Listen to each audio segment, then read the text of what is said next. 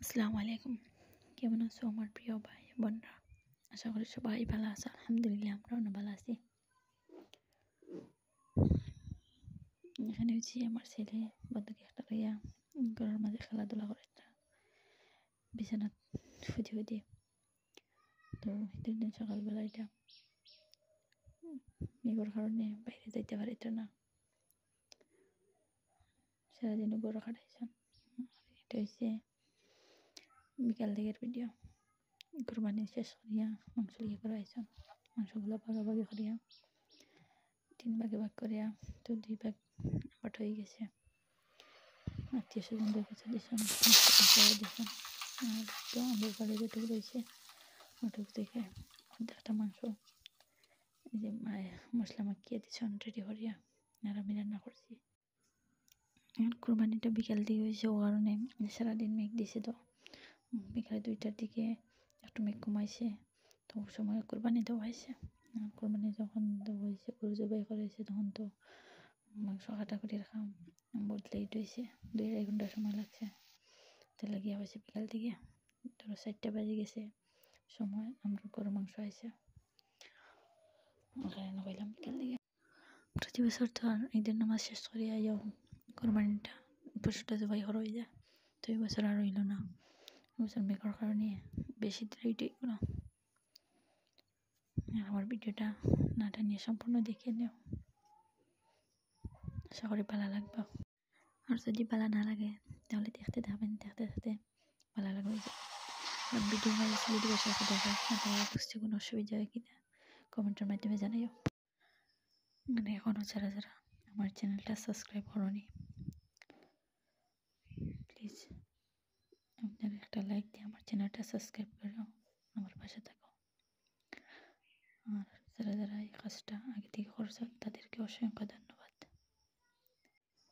আর আমার ভিডিওটা সে কোন জেলা থেকে দেখায় বা সে কোন গ্রাম থেকে দেখায় বা আমার বাড়ির আশেপাশে থেকে কেউ দেখায় কিনা কমেন্টের মাধ্যমে জানাই। আমার বাড়িটি হয়েছে করিমগঞ্জ জেলায় হায়দারপাড় গ্রামে।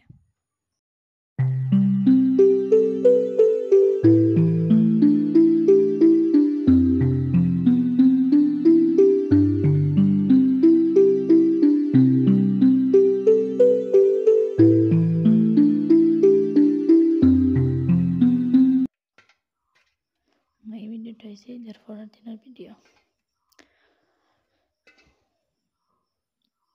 আমি ঘরে কিছু চালের গুঁড়া আসলো, আর চালের গুঁড়া দিয়ে কিছু সকালে নাস্তা লাগিয়া চিতই পিঠা বানাইলাম।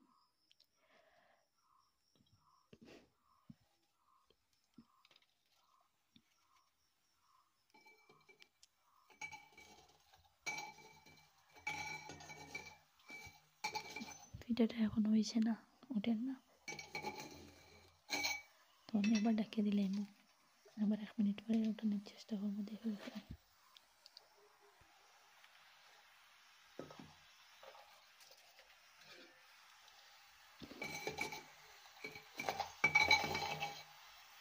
আলহামদুলিল্লাহ সুন্দরভাবে উঠে গেছে, পুরোপুরি পিঠাটা হয়ে গেছে।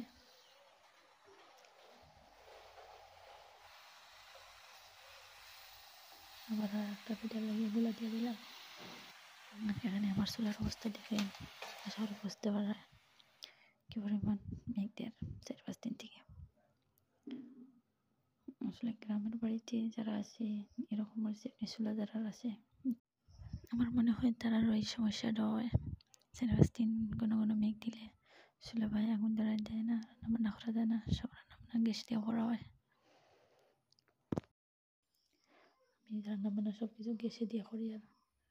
আর যদি এটার খোলাটা তো মাটির হাঁড়িটা তো আর গ্যাসে বানিয়ে করানি যায় না, প্রথমে বাইছিলাম গ্যাসে, তো পিঠাটা হয় না, লাগিয়া কষ্ট মষ্ট করে চুলাতে আগুন ধরানি যায় না, আগুন ধরাইছি কোনো মতে পিঠাটা হয় না।